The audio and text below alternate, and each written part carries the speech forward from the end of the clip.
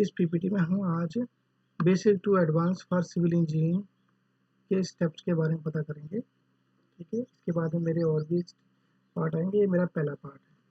तो यहाँ पे जो हमारे पास पहली स्लाइड है वो रही हमारे पास ये। इसका हम स्लाइड व्यू कर लेते हैं।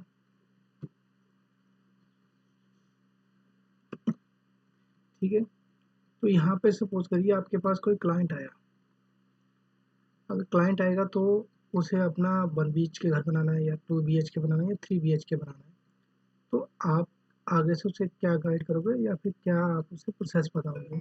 तो उस प्रोसेस के बारे में ये वीडियो है कि उस इंसान को जो आपके पास घर बनाने के लिए आया है, बंगलो बनाने के लिए आया है या रेजिडेंशियल या कमर्शियल बिल्डिंग कुछ भी बनाने के लिए आया है, आप उसे कैसे गाइड करोगे उसके बारे में ये वीडियो है।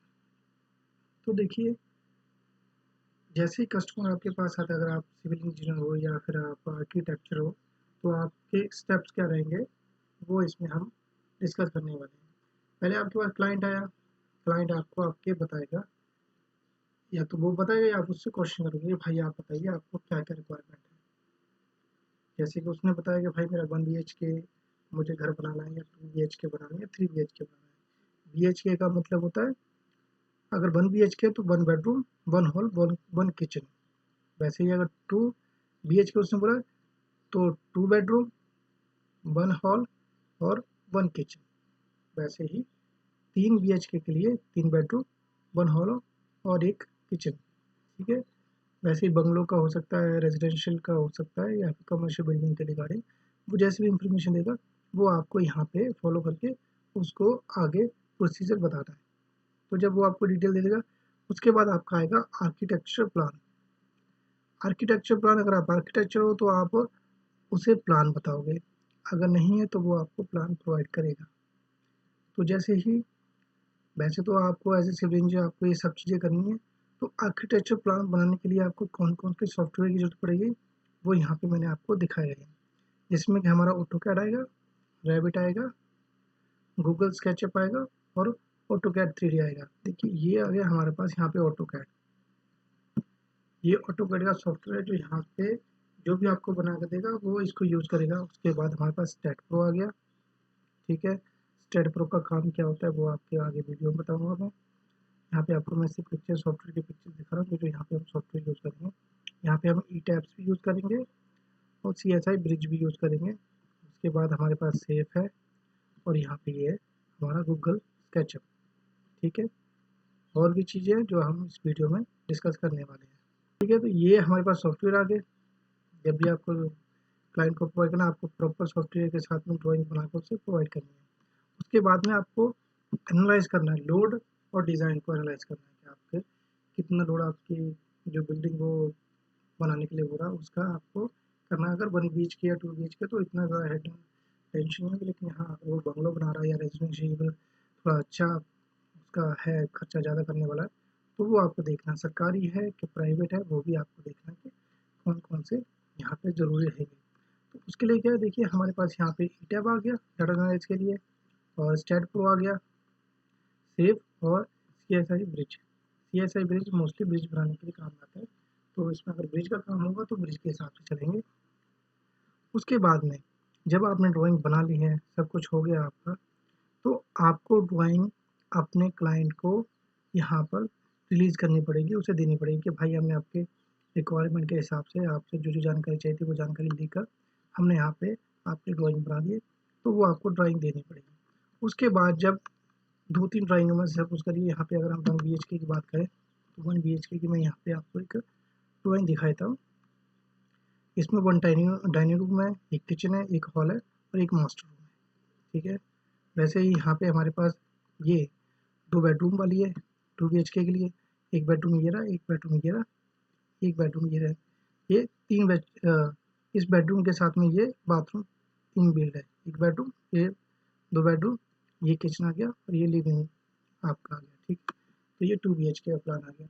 उसके साथ ही अगर हम और तीसरे 3 BHK का प्लान है और 3 BHK प्लान ये आ गया। आपको ये सारी ड्राइंग है उसको सैंपल के तौर पर देनी है कि भाई आपके रिक्वायरमेंट के हिसाब से ये ड्राइंग, आप एक से ज़्यादा ड्राइंग भी दे सकते हैं अगर आपके पास है, या फिर वो जिस हिसाब से मांगता है वो हिसाब के दे सकते हैं।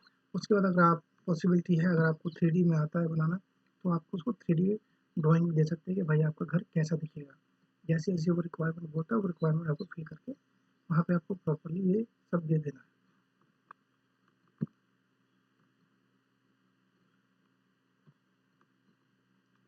ठीक है, यहाँ पे ड्राइंग की बात हो गई, आपने ड्राइंग उनको प्रोवाइड कर दी, सब कुछ सही रहा। ठीक है, डाटा एनालाइज के लिए आपने डाटा एनालाइज करने के लिए ऑटो डिविट यूज़ करा कि हाँ कॉलम में बीम में कितना का शेयरिंग स्ट्रेंथ आएगा या फिर उसमें कितना लोड पड़ेगा, बेंडिंग मोमेंट कितना होगा, ये सारी आपको एनालाइज करनी है अगर आपको ये ऑटो कैड या रिविट आता है तो। अगर नहीं आता है तो आपको वहाँ से किसी आर्किटेक्चर से ये सब चीज़ें देखनी पड़ेंगी। ठीक है, तो जैसे ही आपने वहाँ पे ड्राइंग को रिलीज कर दी तो उस ड्राइंग में से किसी एक ड्राइंग को वो अपना जो आपका क्लाइंट होगा वो सिलेक्ट करेगा और फिर जाएगी वो जीएफसी के पास, मतलब जीएफसी हो गया गुड फॉर कंस्ट्रक्शन, मतलब वो फाइनल रेट होगी, हाँ ये फाइनल ड्राइंग होगी। तो जब वो ड्राइंग फाइनल हो जाएगी तो उसके बाद में आपको क्या करना है। ठीक है, ड्राइंग आपकी जो ऑटो कैड की ड्राइंग होगी 2D में होगी, अगर 3D में दी होगी 3D में होगी। उसके बाद क्या करना है आपको प्रॉपर वो ड्राइंग जब हो जाएगी क्लियर तो उस ड्राइंग को पूरा होने के बाद में आपको सिंपली उसका फिर निकालना फुटिंग प्लान, कॉलम प्लान, ठीक है, या footing layout, column layout, plinth beam layout, ये सारी आपको डिटेल उस ड्राइंग में अलग से मेंशन करनी है। तो ये आप कहाँ से निकालोगे, इसके लिए आप यूज़ करोगे रेविट। ठीक है, ये रेविट आ गया। रेविट में आपका सिंपली क्या होता है कि आपके कॉलम्स और बीम्स की ही डिटेल्स मोस्टली निकलती है। ठीक है, मैं यहाँ पे आपको कॉलम और बीम की दिखा देंगे।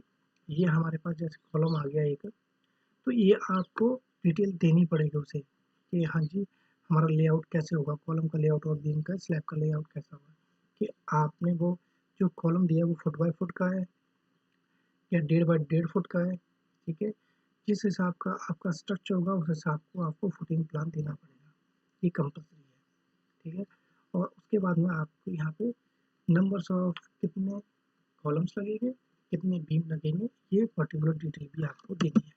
ठीक है, जैसे कि यहाँ पे आप देख रहे हैं, यहाँ पे हमने जो कॉलम साइज और एग्जीक्यूशन डिटेल ली है वो यहाँ दी गई है कि C1 जो हमारा 1 कॉलम है, C2 और C3 ये कॉलम के नाम है। आप अपने हिसाब से कुछ भी ले सकते हैं एज पर आपके ड्राइंग में, आप जितना जो अच्छा लगे आप उस हिसाब से दे सकते हैं। तो यहाँ पे जो कॉलम का साइज दिया है वो 9 इंच इंटू 18 इंच का, मतलब ये आपका 9 इंच का, या तो आप ये चौड़ाई लीजिए या ले लीजिए 18 इंच, मतलब 9 इंच बाई 18 का आ गया, दूसरा आ गया 9 इंच बाई 15 का आ गया, और तीसरा आ गया 9 इंच बाई 12 इंच का आ गया, मतलब 1 फुट से 1 पौने फुट का और 1 फुट का। ठीक है, तो यहाँ पे इन्होंने कलर भी मेंशन करे हैं कि C1 के कहाँ कहाँ पे लगे हैं और C3 कहाँ पे और C1 कहाँ पे है, C2 कहाँ पे है। ठीक है, ये प्रॉपर इस तरह की आपको डिटेल मेंशन करनी है ड्राइंग में। और उसके बाद में जो फुटिंग साइज है, C1 के लिए जो फुटिंग साइज है वो कितना 5 बाई 5 का है, और यहाँ पे 4.5 फुट बाय 4.5 फुट का है C2 के लिए, और C3 के लिए 4 फुट बाय 4 फुट का ये आपका फुटिंग साइज है, मतलब जो आपने एग्जीक्यूशन करके जो फाउंडेशन करनी है, फुटिंग निकालनी है, वो उसका साइज है। तो ये भी आपको प्रॉपर वहाँ पे मेंशन करना है, और ये सब डिपेंड करेगा आपका एरिया के हिसाब से। तो एरिया कैसे करोगे आप, तो देखिए एरिया के लिए अगले हिसाब से आपको सर्वे करना पड़ेगा। इससे पहले मैं एक चीज़ और आपको दिखा देता हूँ, मिस कर दी हमने। यहाँ पे हमने फुटिंग प्लान तो सारा दिखा दिया आपको। हमारे पास फुटिंग के बाद में आपको प्लिंथ बीम भी दिखानी है, प्लिंथ लेआउट आना चाहिए प्लिंथ बीम का। उसके बाद ग्राउंड फ्लोर कॉलम रीइंफोर्समेंट। ठीक है, कि ग्राउंड फ्लोर में जितने भी कॉलम आएंगे उनके रीइंफोर्समेंट का है। रीइंफोर्समेंट का आपको पता है, जिस भी चीज़ में या जिस भी स्ट्रक्चर में या जिस भी पार्ट में आप सरिया यूज़ करते हो वो रीइंफोर्समेंट कहलाता है। ठीक है, जहाँ जहाँ आप सिंपल प्लेन कंक्रीट कर रहे हो तो वो वहाँ पे रीइंफोर्समेंट नहीं कहलाएगा। जहाँ पे आपने सरिये का यूज़ कर लिया वो रीइंफोर्समेंट कहलाएगा। स्लैब डालते हो, स्लैब भी रीइंफोर्समेंट ही होती है, लेकिन उसको कंसीडर ऐसे स्लैब करती है क्योंकि उसमें सही लगा। कॉलम लगाएगा तो कॉलम भी रीइंफोर्समेंट में आएगा, इसकी आइटम्स अलग होती है, इनका रेट अलग होता है, और इसकी क्वान्टिटी भी आपको सरिये की निकालनी होती है। ठीक है, पिछले ज़माने में लोग क्या करते थे, सिंपल ब्रिक वर्क करके ही पिलर बना देते थे, सरिया डालते नहीं थे, लेकिन आजकल कंपल्सरी है कि आपको सरिया डालना है। उसके साथ ही अगर आपका फर्स्ट फ्लोर बीम, अगर आपका स्ट्रक्चर फर्स्ट फ्लोर का है तो आपको वहाँ पे बीम की डिटेल देनी पड़ेगी। अगर वो फर्स्ट फ्लोर का नहीं है, सिंगल फ्लोर है, तो इसकी जरूरत नहीं पड़ेगी। वैसे ही फर्स्ट फ्लोर स्लैब की डिटेल देनी पड़ेगी आपको। ओवरहेड टैंक डिटेल देनी पड़ेगी। ओवरहेड टैंक का क्या मतलब होता है, जो भी आप अगर अपने घर पे अगर आप ऊपर पानी के लिए कोई भी स्ट्रक्चर बना रहे हैं, टैंकी बना रहे हैं, अगर आप वहाँ पर सपोज करिए अगर 1000 लीटर की CPVC टैंकी रख रहे हैं, प्लास्टिक की टैंकी रख रहे हैं, तो उसके लिए शायद आपको ये डिटेल ना देनी पड़े। लेकिन अगर आप अपने घर के ऊपर 10,000, 5,000, 15,000 का अगर स्ट्रक्चर कोई बना रहे हैं जिसमें आपको पानी स्टोर करना है, ओवरहेड टैंक बनाना है, तो उसके लिए आपको डिटेल देनी पड़ेगी और उसके हिसाब से आपको बेंडिंग मूवमेंट और शेयरिंग स्ट्रेंथ के हिसाब से आपको वहाँ बीम और सरिया भी बढ़ाना पड़ेगा। ठीक है, तो ये सारी चीज़ें आपको ध्यान रखनी है, आपको अपनी ड्राइंग में देनी है। आपको क्लाइंट से प्रॉपर इसके बारे में पता करना है। ऐसा ना हो कि आपने ड्राइंग दे दी, स्ट्रक्चर दे दिया, आपने ड्राइंग रिलीज कर दी, गुड फॉर कंस्ट्रक्शन भी दे दिया, और उसके बाद आपका क्लाइंट आके बोला कि नहीं भाई, मुझे तो ओवरहेड टैंक भी बनाना था, मुझे ओवरहेड स्ट्रक्चर चाहिए, मुझे पानी स्टोर करने के लिए चाहिए। तो वहाँ पे दिक्कत हो सकती है। आप सडनली ड्यूरिंग कंस्ट्रक्शन आप डिटेल चेंज नहीं कर दोगे। अगर आपने डिटेल चेंज करी तो आपकी फुटिंग का साइज बढ़ सकता है, नंबर ऑफ फुटिंग बढ़ सकती है, नंबर ऑफ कॉलम्स बढ़ सकते हैं। तो जब भी आप कस्टमर से बात करें, आपको प्रॉपर उनसे सारे सलाह लेके भाई एक बार आपकी अगर good for construction drawing release होगी तो ये चेंज नहीं होगी, अगर चेंज हुई तो आपको खर्चा बढ़ सकता है। तो वो उसके दिमाग में पहले से डाल दे ताकि ये सारी चीज़ें बाद में दिक्कत ना दें। उसके बाद में आपको मिसलेनियस लिंटल सिल्स और विंडो की सारी जानकारी देनी है कि नंबर ऑफ विंडो कितनी आएगी, लिंटल सिल्स कितनी आएगी। ठीक है, वो जानकारी भी आपने सारी देनी है। उसके बाद में जब ये ड्राइंग वाला हिसाब किताब आपका फाइनल हो जाता है, सब ठीक हो जाता है, उसके बाद में आपने करना है आपका, उसके बाद जो आपका क्लाइंट होगा वो या तो सरकारी कॉन्ट्रैक्टर को अपना काम देगा या प्राइवेट को देगा। तो देखिए, एग्जीक्यूशन ऑफ प्रोजेक्ट में आपको सबसे पहले सर्वे करना है। सर्वे कैसा करना है, सॉइल टेस्टिंग का, सॉइल टेस्ट करनी है आपने। उसके बाद मार्किंग एग्जीक्यूशन करनी है, फिर लेइंग ऑफ पीसीसी करनी है। ठीक है, लेइंग ऑफ पीसीसी क्या होता है कि जब आप एग्जीक्यूशन करके वहाँ पे नीचे cement concrete, plain cement concrete बिछाते हैं रिइंफोर्समेंट करने से पहले पहले, ठीक है, उसको लेइंग ऑफ पीसीसी करते हैं, वो आपको वीडियो में दिखाऊंगा आगे। और उसके बाद शटरिंग का आपने शटरिंग वर्क का भी प्रॉपर अरेंजमेंट करना है कि हाँ आपको कितनी शटरिंग लगेगी और कौन कौन सी शटरिंग लगेगी।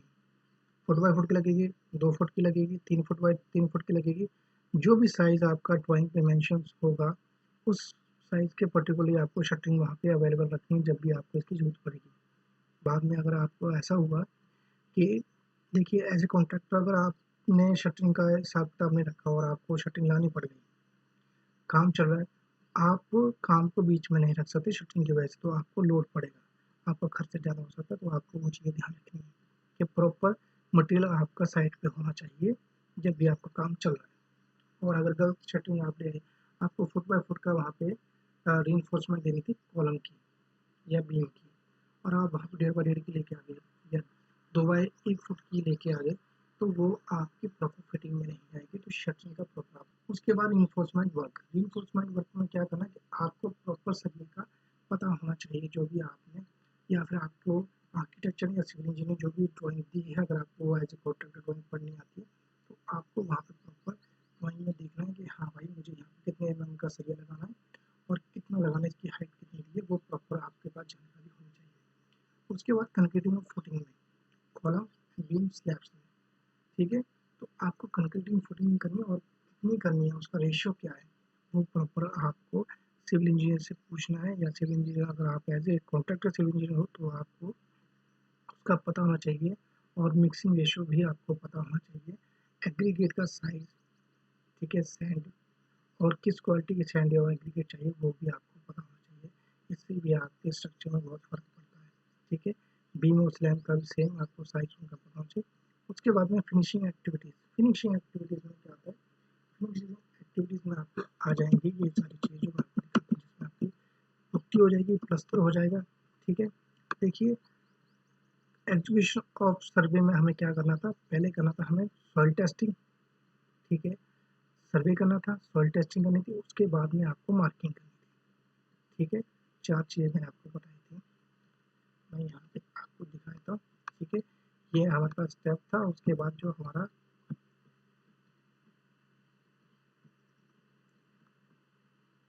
ये था हमारे पास सर्वेइंग, सॉइल टेस्टिंग, ठीक है। तो हम यहाँ पे सर्वे कर रहे हैं, उसके बाद सॉइल टेस्टिंग कर रहे हैं, और ये हमारा मार्किंग का आ गया, और ये आ गया हमारा पीसीसी, ठीक है। जो हमने फुटिंग में पीसीसी करना था ये उसके बाद में है, ठीक है। सर्विंग आ गया, यहाँ पे मार्किंग आ गया, एक्सक्यूशन आ गई, लेइंग और पीसीसी आ गया। उसके बाद में शटरिंग वर्क।